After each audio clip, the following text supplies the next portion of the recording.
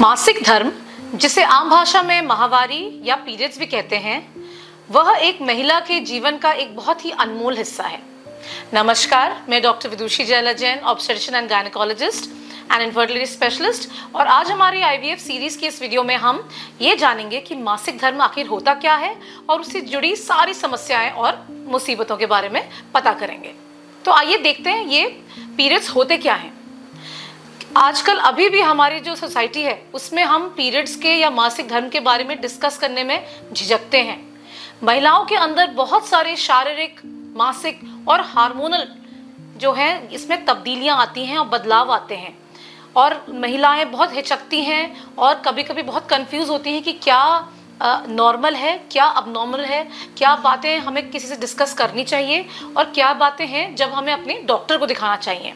तो सबसे पहले देखिए, मासिक धर्म जो होता है ये इसकी शुरुआत तब होती है जब एक लड़की प्यूबर्टी की तरफ जाती है, मतलब किशोरावस्था में की शुरुआत करती है। जब किशोरावस्था की शुरुआत करती है तो ज़्यादातर ये एज होती है 10 साल के बाद। लेकिन आजकल हम देख रहे हैं कि क्योंकि बहुत सारा टेलीविज़न, मोबाइल और बहुत सारा एक्सपोजर है, प्लस हमारे खान पीन में बहुत ज़्यादा मिलावट है, जिसकी वजह से कुछ लड़कियों को 8 साल की उम्र में भी हमने मासिक धर्म शुरू होते हुए देखा है। लेकिन घबराइए मत, हर चीज़ का ट्रीटमेंट होता है, लेकिन जो हम नॉर्मल एक एज मानते हैं मासिक धर्म शुरू होने की वो है 10 साल। तो 10 साल से 12 साल तक ज़्यादातर लड़कियों को किशोरावस्था की शुरुआत होती है और उसमें सबसे पहले मासिक धर्म की शुरुआत होती है। इसके साथ साथ और भी शरीर में बदलाव आने शुरू हो जाते हैं, जैसे कि ब्रेस्ट का डेवलपमेंट होना और शरीर के कई हिस्सों पे बाल आना। उसके अलावा लड़कियां हाइट गेन करती हैं और उनका पूरे शरीर में जो अपना शेप है उसमें चेंजेस आते हैं। लेकिन साथ साथ में जो मेन इम्पॉर्टेंट चीज़ जो शुरू होती है, जिससे कई लड़कियां झिझक जाती हैं और जिनके बारे में उन्हें जानकारी नहीं होती, वो है पीरियड्स। जब पीरियड शुरुआत होती है तो मेनली इसमें आपका खून का रिसाव होता है आपकी योनि या वजाइना से। ये जो खून है ये हर माहवारी, हर महीने आती है और इसमें ज़्यादातर अंदर का यूट्रस से निकला हुआ अंदर की जो झिल्ली होती है, जिसको एंडोमेट्रियम कहते हैं, वो होती है, और साथ में अंदर की कोशिकाएं फटने की वजह से खून होता है। तो ये दोनों मिलके आपके मासिक धर्म का जो खून है वो बनाती हैं। ये पीरियड्स आपको हर महीने आने चाहिए और जो इनकी नॉर्मल क्वांटिटी होनी चाहिए कि कितना नॉर्मल आना चाहिए वो है लगभग 40 से 50 ml प्रतिदिन। तो मतलब कि एक लड़की 2 से 3 पैड पर डे बदले तो उसको हम नॉर्मल मानते हैं। कई मुसीबतें हैं और कई समस्याएं हैं जो इससे जुड़ी हुई हैं, आगे हम उनके बारे में बात करेंगे। लेकिन अगर हम ये देखें कि हमारा जो मेंस्ट्रुएशन साइकिल है पूरे महीने का, तो आखिर वो क्या है।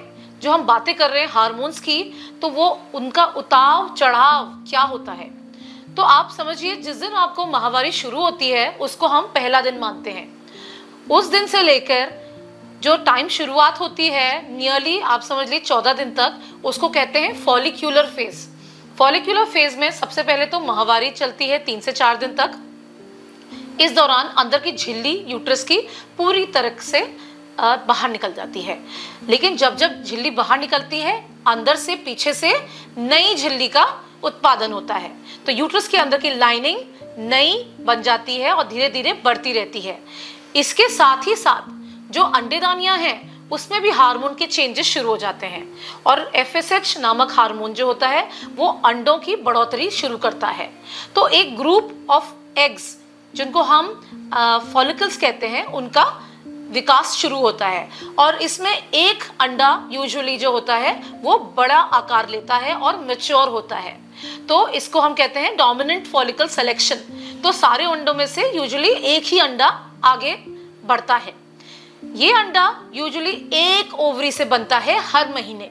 तो एक बार आपका राइट अंडा बन सकता है और दूसरी बार आपका लेफ्ट अंडा बन सकता है, या कभी कभार दोनों में भी बन सकता है। बट ये कोई फिक्स चीज नहीं है, लेकिन ज्यादातर सामान्य रूप से इसी तरीके से ये प्रक्रिया चलती है। उसके बाद जब ये अंडा मैच्योर हो जाता है तो लगभग 14 से लेकर 16 डे ओव्यूलेशन का होता है। ओव्यूलेशन का मतलब होता है कि ये अंडा रिलीज होता है। जब एग रिलीज होता है उस समय अगर अंदर स्पर्म आ जाता है, मतलब कि ये महिला या ये लड़की शारीरिक संबंध बनाती हैं और स्पर्म अंदर तक आता है, तो ये अंडा जो फेलोपियन ट्यूब होती है उसके द्वारा फेलोपियन ट्यूब के अंदर जाता है और फिर वहां पे स्पर्म से मिलकर आगे भ्रूण की संरक्षण होती है और आगे प्रेगनेंसी हो जाती है। लेकिन ज़्यादातर बच्चियों में जब ये शुरुआत होती है तो ऐसा कोई भी चीज़ नहीं होती है, गर्भावस्था की तरफ कुछ नहीं होता है। तब ये अंडा जो फर्टिलाइज नहीं हुआ है ये खराब हो जाता है और उसको कहते हैं कॉर्पस ल्यूटियम। और उसके बाद की जो पूरे 14 से 15 दिन बचते हैं आपके अगले पीरियड आने से पहले का टाइम, उसे कहते हैं ल्यूटियल फेज। तो ये वो फेज होता है जहाँ जो अंडा बना था वो उस खत्म होता है धीरे धीरे और उसके वजह से हार्मोन में बदलाव होता है। अंदर की झिल्ली और मोटी होती चली जाती है और अंडा सूखता चला जाता है। तब जब प्रेगनेंसी नहीं हुई है और ये प्रक्रिया हुई है तो जिस वक्त आपके माहवारी का टाइम है, मतलब कि 28 दिन या 30 दिन के लगभग, तब आपके हार्मोन्स बिल्कुल नीचे उनका स्तर आ जाता है, वो गिर जाते हैं, जिसके वजह से यूट्रस के अंदर की जो झिल्ली है एंडोमेट्रियम वो अंदर से झड़ना शुरू हो जाती है और साथ साथ में खून के जो रिसाव है वो भी शुरू हो जाता है और इसी को हम माहवारी का नाम देते हैं। तो ये हमारा पूरा मेंस्ट्रुअल साइकिल था और इसी में बड़े सारे hormones FSH, LH, oestrogen, progesterone, इनका उतार और चढ़ाव देखा जाता है। और साथ ही में अंदर की यूट्रस की लाइनिंग के बदलाव और अंदर जो ओवरी है उसके अंदर अंडे का बदलाव होता है। तो ये एक नॉर्मल फिजियोलॉजिकल सामान्य प्रक्रिया है जो हर लड़की के शरीर में प्यूबर्टी के बाद होनी चाहिए। अब देखते हैं कि ये जो मेंस्ट्रुएशन है या मासिक धर्म है उसके क्या क्या लक्षण होते हैं। तो सबसे जो सिंपल और बहुत कॉमन लक्षण है वो है पेट दर्द। पहली चीज तो पेट दर्द जो ज्यादातर लड़कियों को होता है वो मासिक शुरू होने से पहले हो जाता है और ये हल्का फुल्का होता है, जिसकी वजह से लड़कियों को ज्यादा दिक्कत नहीं होती, वो स्कूल जा पाती हैं, अपना काम कर पाती हैं और कोई दवा उनको नहीं लेनी पड़ती। लेकिन ये दर्द ज्यादा भी हो सकता है और इसके बारे में हम आगे बात करेंगे। जो सेकंड लक्षण है वो है पेट का फूलना। तो कभी कभी ये जो हार्मोन्स हैं उनके वजह से पानी का मात्रा हमारे शरीर में बढ़ जाती है, हम उसको वाटर रिटेंशन कहते हैं, जिसकी वजह से हमें ऐसा महसूस होता है कि हमारा पेट का निचला हिस्सा थोड़ा सा सूज गया है। तो ये एक नेचुरल और स्वाभाविक चीज है। उसके अलावा आपको नीचे हल्का हल्का दर्द महसूस हो सकता है और इसके अलावा जो कुछ हार्मोनल चेंजेस के साथ साथ इमोशनल चेंजेस भी आते हैं, वो होता है मूड खराब होना।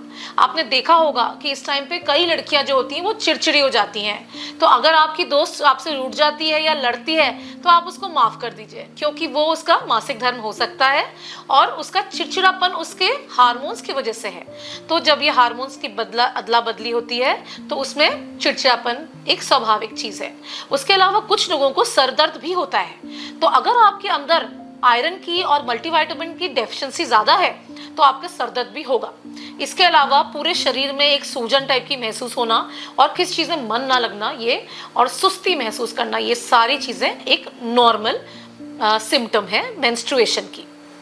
तो आइए देखते हैं कि मेंस्ट्रुएशन के जो ये सिम्टम्स हैं और इसकी जो नॉर्मल जो प्रक्रिया है उसमें क्या क्या अबनॉर्मल चीज़ें हो सकती हैं और कब आपको अपने डॉक्टर के पास जाना चाहिए। तो सबसे पहले चीज़ जो हम बात करेंगे वो है अनियमितता, मतलब कि इर्रेगुलर पीरियड्स। जैसे मैंने आपको बताया ये पूरी जो प्रक्रिया है ये लगभग 28 से 30 दिन का टाइम लेती है, लेकिन अगर उसमें कोई भी दिक्कत आनी शुरू हो जाती है, जैसे कि आपका थायराइड हार्मोन खराब होना, वो बहुत ज़्यादा बढ़ जाए, हाइपोथायराइडिज्म या हाइपरथायराइडिज्म, और दूसरा प्रोलैक्टिन की मात्रा हार्मोन की वो बहुत बढ़ जाए या बहुत कम हो जाए, या बहुत कॉमन जो आजकल प्रॉब्लम है जिसको हम कहते हैं PCOS या PCOD, उसकी दिक्कत होना, पॉलीसिस्टिक ओवरीज। अगर ये सब चीज़ें होने लगती हैं तो सबसे पहले जिस चीज़ पे असर पड़ता है वो है अंडे का डेवलपमेंट होना। तो ये जो हमने बात करी ओव्यूलेशन की, जो 14वें से लेकर 16वें दिन तक होती है, तो इसमें ये प्रक्रिया जो है ये डिले हो जाती है, जिसकी वजह से आपका पूरा साइकिल डिले हो सकता है। कभी कभी ऐसा भी होता है कि डिले की जगह आपको जल्दी जल्दी भी पीरियड आ सकता है। तो कई महिलाएं हमारे पास आती हैं जिनको 1.5 महीना, 2 महीना या कभी कभी 4 से 6 महीने में भी पीरियड्स आते हैं। तो ये एक हार्मोनल इम्बैलेंस का लक्षण हो सकता है। उसके अलावा कुछ ऐसी महिलाएं भी हैं जिन्हें बहुत जल्दी जल्दी पीरियड आने लगता है, मतलब कि 20-22 दिन में ही उन्हें नेक्स्ट साइकिल आ जाता है। तो इसका भी बहुत सारे कारण हैं। इसमें कई बार लड़कियों के अंदर यूट्रस में, दैट इज गर्भ में रसौली हो सकती है, जिसको फाइब्रॉइड कहते हैं, या उनके अंडेदानी में सिस्ट हो सकती हैं। जो ओवरी में सिस्ट होती हैं वो खून की, पानी की, मवाद की और अलग अलग टाइप के सिस्ट हो सकते हैं जो हार्मोन्स में बहुत बदलाव करते हैं। तो इस वजह से उनका पीरियड गड़बड़ हो सकता है।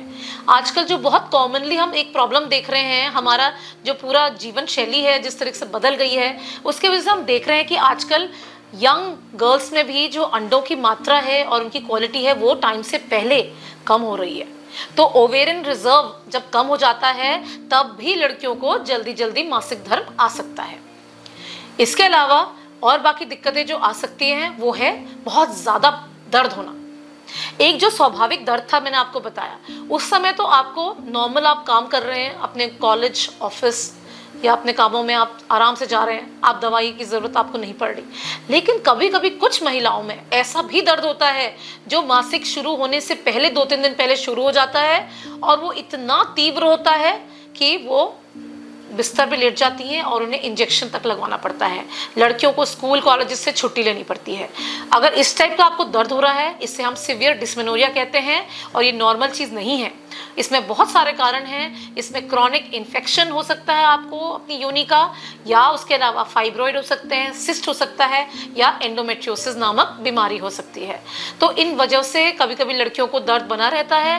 पीरियड बंद होने के बाद भी पीरियड पेन बना रह सकता है। तो अगर ऐसा कुछ भी है तो आप अपने डॉक्टर को ज़रूर कंसल्ट करें। उसके अलावा कुछ ऐसी कंडीशंस भी हैं जिसमें पीरियड्स जल्दी भी आ रहे हैं लेकिन ज़्यादा ब्लीडिंग बहुत ज़्यादा हो रही है। मतलब जो मात्रा है, जो मैंने आपको बताया कि 40 से 50 ml होनी चाहिए, इसकी खून की मात्रा बहुत ज़्यादा होती है। एक लड़की को आप समझिए कि 4 से 5 की जगह पे 8 से 9, 10 पैड भी बदलने पड़ सकते हैं। लगातार उन्हें 1 महीने तक भी ब्लीडिंग हो सकती है। अगर ऐसा कुछ हो रहा है तो ये अबनॉर्मल है, अस्वाभाविक है और आपको अपने डॉक्टर को कंसल्ट करना चाहिए। उसके अलावा, इन सब चीज़ों के अलावा कभी कभी और भी दिक्कतें आती हैं, जैसे कि हम कहते हैं मेंस्ट्रुअल माइग्रेन्स होना। तो कुछ लड़कियों को हम देखते हैं कि बहुत ज़्यादा हेडेक होता है पीरियड्स के दौरान। तो इन लड़कियों में हम देखते हैं कि विटामिन डी, आयरन की मात्रा और B12 की मात्रा बहुत कम पाई जाती है। और कभी कभी इतना ज़्यादा होता है माइग्रेन कि इन लड़कियों को अपने जो फिजिशियन डॉक्टर होते हैं उनके द्वारा, न्यूरो द्वारा दवाइयों की ज़रूरत भी पड़ सकती है माइग्रेन की। तो ये सी सारी दिक्कतें जो पीरियड्स के दौरान आ सकती हैं। उसके अलावा अगर हम देखें कि पीरियड्स के दौरान बहुत सारे हमने देखे हैं मिथ्स कि क्या क्या कर सकते हैं और क्या क्या नहीं कर सकते। मतलब कि हमारे समाज में बहुत सारी ऐसी बातें हैं, अफवाहें होती हैं और हमारे परिवारों में पारंपरिक तौर से बहुत चीज़ें चली आ रही हैं जिनको हमें एड्रेस करना बहुत ज़रूरी है। तो सबसे पहले तो ये कि ये एक स्वाभाविक चीज़ है, नेचुरल चीज़ है, भगवान का गिफ्ट है ये हर लड़की के लिए। क्योंकि जब एक लड़की की माहवारी शुरू होती है तो उसके बाद वो गर्भावस्था ही धारण कर सकती है। जिस लड़की में मासिक धर्म नहीं होता वो कभी भी प्रेगनेंसी नहीं अचीव कर पाती है। तो सबसे पहली चीज़ ये कि इसको अबनॉर्मल ना समझा जाए। जो हिचक और जो झेप हमारे अंदर है इसको डिस्कस करने की, वो ना हो।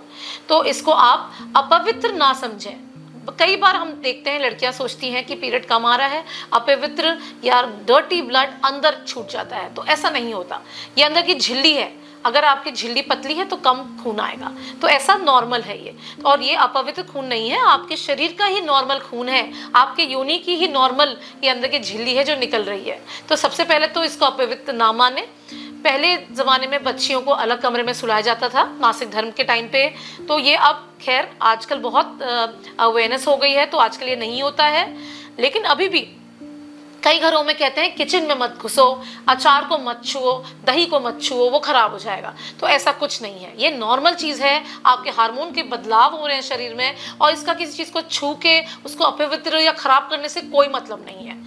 उसके अलावा जैसे हम कई बार कहते हैं कि मंदिरों में मत जाइए, अपनी रिलीजियस प्लेसेस में मत जाइए, वो ज़्यादातर इसलिए कहा जाता है कि अगर कोई भी हाइजीन की प्रॉब्लम है तो इन्फेक्शंस ना हो, और वहाँ पे सभी लोग जो हैं कभी कभी उनके रिलीजियस सेंटिमेंट्स हर्ट हो सकते हैं। तो अभी उस चीज़ के लिए तो मैं बहुत ज़्यादा नहीं बोलूँगी, ये अपनी पर्सनल चॉइस है, और ज़्यादातर ये इसलिए है क्योंकि अपने अपने रिलीजियस सेंटिमेंट्स होते हैं लोगों के। उसके अलावा अगर हम देखें तो कई बार ये कहा जाता है कि दर्द जो है वो नॉर्मल है और सहो जितना हो रहा है, तो ऐसा नहीं है। अगर आपको दर्द है तो आपको दवा या इंजेक्शंस का सेवन कर सकते हैं, और ऐसा नहीं है कि इन दवाइयों को लेकर आगे दिक्कत होगी, क्योंकि कई मदर्स मेरे पास आती हैं जो कहती हैं कि अगर हम अभी गोली खिलाएंगे तेज़ दर्द में तो ऐसा ना हो कि हमारी बेटी आगे चलकर माँ ना बन पाए। तो ऐसा नहीं है। तो ये सारी जो आपकी धारणाएं हैं, इनको आप सबसे पहले इनको ना अपनाएं। और दूसरी चीज़ और भी है जो है एक्सरसाइज ड्यूरिंग पीरियड्स। तो कई लोग सोचते हैं कि आपको बिल्कुल एक्सरसाइज नहीं करनी चाहिए, तो ये बात गलत है। अगर आप ऑलरेडी एक रेगुलर एक्सरसाइज करने वाली लेडी हैं, अगर आप नॉर्मल योगा करती हैं और एरोबिक एक्सरसाइज करती हैं, तो आप अपनी एक्सरसाइजेस चालू रख सकती हैं। क्योंकि अगर हम देखते हैं कि योगा और बहुत सारे अच्छे अच्छे जो एक्सरसाइजेस हैं, उनसे जो पीरियड्स का दर्द है और पीरियड के टाइम पे जो अनियमितता है, प्लस पेट फूलना, गैस ज़्यादा होना, ये सारी दिक्कतें कम हो जाती हैं। तो इसलिए अगर आपने एक्सरसाइज करी है पहले, तो आप अपना योगा और अपनी हल्की एक्सरसाइजेस चालू रख सकती हैं। आप दही खा सकती हैं, आप चॉकलेट खा सकती हैं, दूध का सेवन भी कर सकती हैं। लेकिन मैं एक चीज़ ये बोलूँगी कि इस दौरान क्या होता है कि बहुत ज़्यादा किसी किसी को गैस बनती है पेट में, इसलिए उस दौरान आप खट्टी चीज़ों का सेवन कम करिए। अगर बहुत अचार खाएंगे या ठंडी चीज़ें खाएंगे तो आपको ज़्यादा गैस बन सकती है और ज़्यादा दर्द हो सकता है। इसलिए ग्रीन टी का ज़्यादा सेवन करिए, गर्म सूप ज़्यादा पीजिए, और ठंडी चीज़ों का और मिर्च मसालों का सेवन कम करिए। आइए अब जानते हैं कि अगर आपको पीरियड्स में ये सारी दिक्कतें हो रही हैं तो कैसे हम नॉर्मल तरीके से अपने घर के घरेलू नुस्खों से भी हम पीरियड्स के नॉर्मल पेन में थोड़ा आराम पा सकते हैं। सबसे पहले चीज़ ये कि आप स्ट्रेस ज़्यादा ना लीजिए। सबसे पहली चीज़, स्ट्रेस कम करिए, राइट। उसके अलावा आप अपना जो दिनचर्या है, अगर आप नॉर्मल रूटीन काम करती हैं तो बहुत अच्छा है, लेकिन ओवर स्ट्रेनुअस काम मत करिए। पेट की कोई ऐसी एक्सरसाइज मत करिए जिससे आपको और दर्द हो जाए। और अगर आपको हल्का फुल्का दर्द है तो आप गर्म पानी की बोतल का सेक ले सकती हैं। उसके अलावा दालचीनी का आप सेवन कर सकती हैं, और इसके अलावा ग्रीन टीज़ और अच्छी अच्छी जो ये चाय होती है, इनका भी बहुत अच्छा रोल है। आप कॉफ़ी और चाय का सेवन कम करिए और अपना काम हल्का रखिए, तो इससे आपको मासिक धर्म में जो दिक्कतें हैं वो कम होंगी। अगर हम बात करें कि एक लड़की को हाइजीन कैसे मेंटेन करना चाहिए ड्यूरिंग पीरियड्स, तो इसमें सबसे ज़्यादा ज़रूरी बात यह है कि आपको अपनी सफाई बहुत अच्छे से मेंटेन करनी है। आपको पता है कि जो पीरियड्स आ रहे हैं उसमें 50 से 100 ml तक का ब्लड लॉस हो सकता है पर डे। तो आपका जो पैड है वो पूरी तरह से सोक नहीं होना चाहिए। आपको 2-2, 3-3 घंटे में उसको चेंज करना चाहिए। अगर बिल्कुल नॉर्मल फ्लो है किसी लड़की में तो उसे 4 से 5 घंटे में भी वो पैड चेंज कर सकती हैं।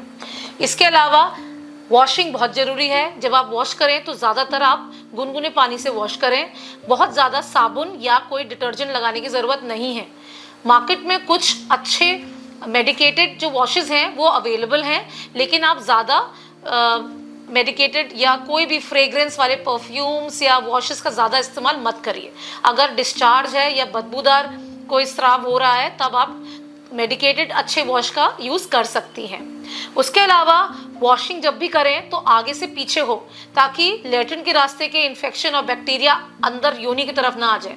कई लड़कियों को यूरिनरी इन्फेक्शन मतलब पेशाब का इन्फेक्शन भी इसी वजह से होता है, क्योंकि वो वॉशिंग नहीं करती ठीक से और वो अच्छे से अपना हाइजीन मेंटेन नहीं करती, जिसके वजह से उनको अंदर पेल्विक इन्फेक्शन हो सकते हैं, मतलब कि बच्चेदानी और अंडेदानी की सूजन हो सकती है, और साथ में उनको यूरिन का इन्फेक्शन भी बार बार हो सकता है। इसलिए हाइजीन बहुत ज़रूरी है। वॉश करिए बार बार वार्म वाटर से, और पैड का चेंज करिए। पैड चेंज करने के बाद ये ज़रूरी है कि आप पैड को अपने बाथरूम में या स्कूल के टॉयलेट में ना फेंकें। हमेशा एक पेपर बैग या कोई अखबार अपने साथ रखें, उसको रैप करके प्रॉपर डस्टबिन में फेंकें, क्योंकि ये आपकी रिस्पॉन्सिबिलिटी है, सोशल रिस्पॉन्सिबिलिटी है कि आप अपना ध्यान तो रख रहे हैं लेकिन आपको समाज का ध्यान भी रखना है और अपने चारों ओर जो सफाई है उसका ध्यान भी रखना है, क्योंकि ये आगे गंदगी फैला सकते हैं। तो इसके अलावा अगर हम देखें तो मेंस्ट्रुअल पैड्स हैं जो हमारे पास हम यूज़ करते हैं, उसके अलावा बहुत अच्छी चीज़ें और भी आ गई हैं मार्केट में जिनको हम कहते हैं टैम्पॉन्स। टैम्पॉन्स जो है, इसका ये फ़ायदा है कि जो लड़कियां स्पोर्ट्स में हैं, स्विमिंग में हैं, वो जब टैम्पॉन का इस्तेमाल करती हैं तो वो पीरियड्स के दौरान भी अपना स्पोर्ट्स को प्रैक्टिस कर सकती हैं। उसके अलावा आजकल जो लेटेस्ट चीज़ आई है उसका नाम है मेंस्ट्रुअल कप। आपने सुना होगा इसके बारे में, और ये सिलिकॉन के बने होते हैं और आजकल बहुत पॉपुलर हो गए लड़कियों में, क्योंकि एक तो सबसे पहली बात यह है कि इसको बार बार आप यूज़ कर सकते हैं धो के, लेकिन इसका हाइजीन भी मेंटेन करना पड़ता है, इसको स्टेरिलाइज करना पड़ता है और या उबालना पड़ता है, और जब ख़राब हो जाए तो फेंक के नया इस्तेमाल करना पड़ता है। तो ये सारी चीज़ें जो हैं ये आप यूज़ कर सकती हैं और अपना हाइजीन का बहुत ज़्यादा ध्यान रखिए। इसके अलावा अच्छा खाना खाइए, प्रोटीन रिच खाना खाइए। लड़कियों को तो लड़कों से भी अच्छा खाना खिलाना चाहिए, और स्पेशली अगर आपकी बेटी किशोर अवस्था में आ गई है तो आप समझिए उसके अंदर कैल्शियम और उसके अंदर आयरन की मात्रा की कमी होनी शुरू हो गई होगी। तो इसलिए आप उसको अच्छा खाना दीजिए और प्रोटीन वाली दालें, अंडे, सब्जियां, ये सब खिलाइए, फल खिलाइए, और साथ में अगर लगता है कि आयरन की कमी हो रही है तो खून बढ़ाने के लिए आयरन सप्लीमेंट सेवन आपके डॉक्टर द्वारा एडवाइस करा जा सकता है। तो ये सारी जानकारी आज थी स्पेशली हमारे यंग व्यूअर्स के लिए, जो हमारी किशोरियों के लिए, कि आपको बेटा घबराना नहीं है। अगर पीरियड शुरू हो गए हैं आप अपनी मदर्स से, अपनी टीचर्स से कंसल्ट करिए और कोई ज़्यादा दिक्कत आने पे अपने डॉक्टर से सलाह ज़रूर लीजिए। थैंक यू सो मच, अपना ध्यान रखिए।